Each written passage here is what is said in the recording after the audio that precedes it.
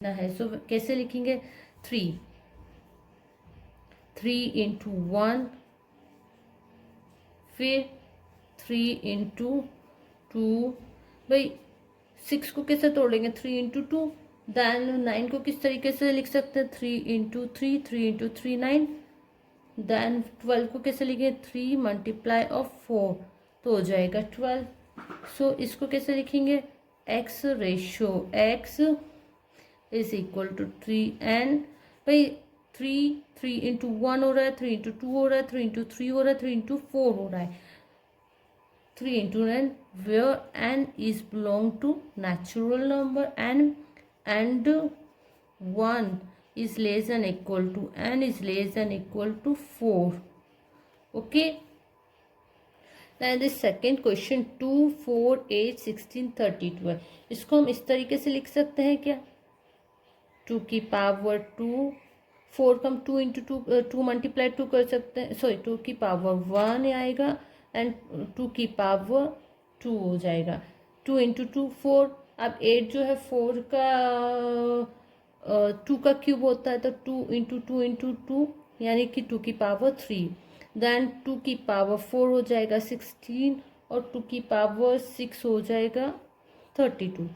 सो इसको हम इस तरीके से भी लिख सकते हैं, x ratio x is equal to 2 की पावर 1 2 3, इवन उसमें जा रही है।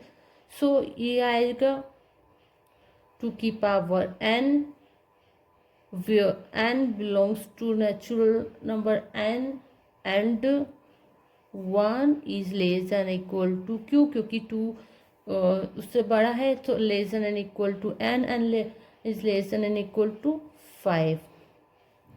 Here 5, 25, 125, 625। यहाँ पर भी कैसे लिख सकते हैं, 5 की पावर 5 यानी 1 2 5 इंटू 5 25 हो जाएगा, 5 का 3 5 मल्टीप्लाई करेंगे तो 125 हो जाएगा, और 4 टाइम मल्टीप्लाई करेंगे 625 हो जाएगा, यानी 25 इंटू 25। सो 5 की power 1 we have right here, बिल्कुल लिख सकते हैं, 5 की पावर 2, 5 की पावर 3 एंड 5 की power 4 here. So x ratio x इसे उसमें लिखेंगे तो कैसे आ जाएगा, इज इक्वल टू 5 की power n belongs to capital N, a natural number, or 1 is less than equal to n and less than equal to 4.